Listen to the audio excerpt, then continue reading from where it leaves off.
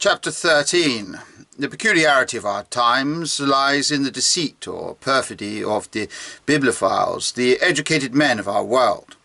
In this too lies the cause of the impoverished condition in which Christian humanity lives, and of the brutalization in which it is increasingly immersing itself. As a rule, the leading educated people of today's world assert that the false religious beliefs held by the masses do not present anything of great importance, and that it is neither worthwhile nor necessary to confront them directly as Hume, Voltaire, Rousseau, and others have done previously. In their opinion, science, i.e. the uncoordinated incidental knowledge disseminated among the people, will achieve this purpose of its own accord. In other words, that a person who has learnt how many million miles the earth is from the sun, and which metals can be found in the sun and stars, will cease to believe in the doctrines of the Church.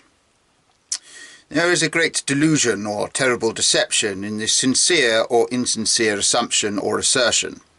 From the very earliest childhood years, the years most susceptible to suggestion, when educators cannot be careful enough about what they impart to children, they teach them the ridiculous, immoral dogmas of the so-called Christian religion, which are incompatible with reason and knowledge.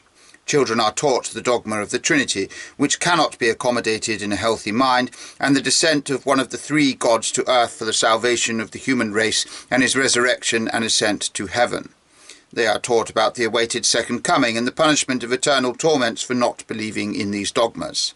They are taught to pray for their needs and for many other things, and when all this doctrine, compatible with neither reason, contemporary knowledge, or human conscience, is indelibly stamped on the child's receptive mind, they leave him alone to fathom as best he can the contradictions arising from the dogmas he has accepted and assumed as the undoubted truth. No one tells him how he can and should reconcile these contradictions. If theologians do try to reconcile them, they only succeed in confusing the matter still further, and bit by bit a person grows accustomed, with strong support from theologians, to the fact that he cannot trust in his reason, and therefore everything in the world is possible, for he has nothing with which to differentiate between good and evil, lies and the truth. And in the thing most important to him, his actions, he must not be guided by his reason, but by what others tell him. One can see the terrible distortion of man's spiritual world that inevitably results from such an education, and is supported in adult life by all the techniques of persuasion which, with the aid of the clergy, are continually exercised on people.